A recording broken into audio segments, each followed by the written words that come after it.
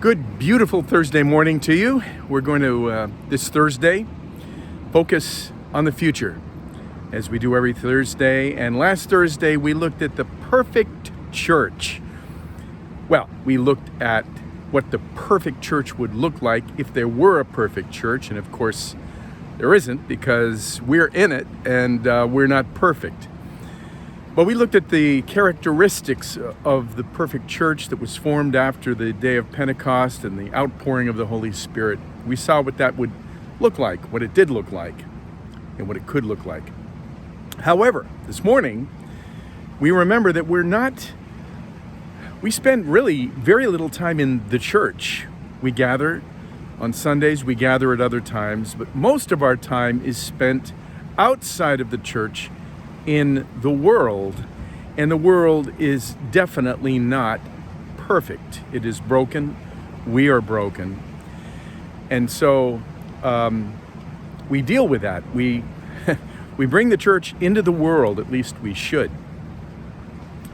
From time to time, I'll hear people say, and I've thought it myself, what do people do that don't have Jesus? How do they live their lives and face the struggles and the hardships of this life, this imperfect world? How do they do it?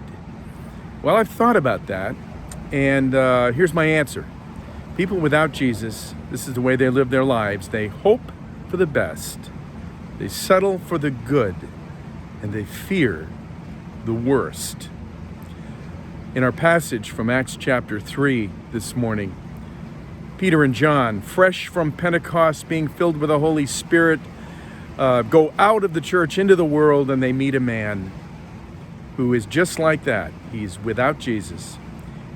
He has been lame his whole life. He's been paralyzed from birth. And there he is, begging for money for his next meal. That's the best he can hope for. He hopes for the best. He's settled for the good, and he fears the worst, and that is that he will be this way until he dies. He was born paralyzed, he would die paralyzed.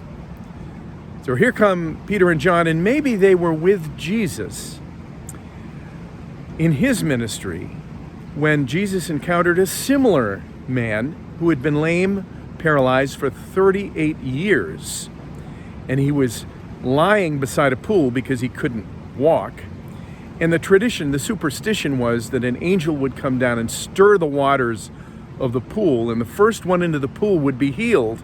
But of course, this man, being paralyzed, had no one to put him into the pool. So there he lay, hoping for the best, but accepting the good and fearing the worst, that he would die paralyzed. Well, Jesus came and asked him if he wanted to be healed, and Jesus healed him. Well, maybe Peter and John were with Jesus that day and remembered that, because they come upon this man, and here are two poor former fishermen, Peter and John, who have no money to give this man. But you know, sometimes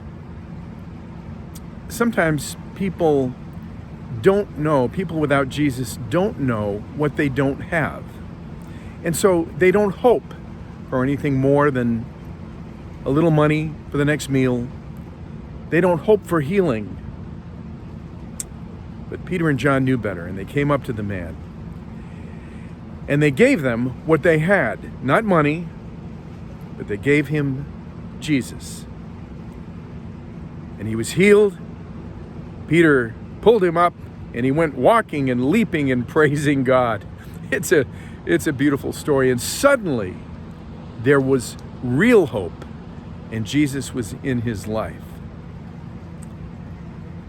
But people without Jesus, they hope for the best, but it's a dim, distant hope. They accept the good, and they fear the worst.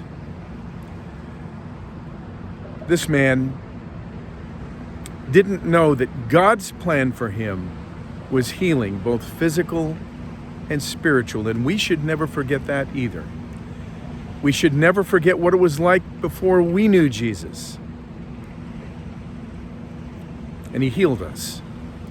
Maybe not physically, but spiritually. Let's never forget that as we go out of the church and into the world, into our future and the future of other people in our lives.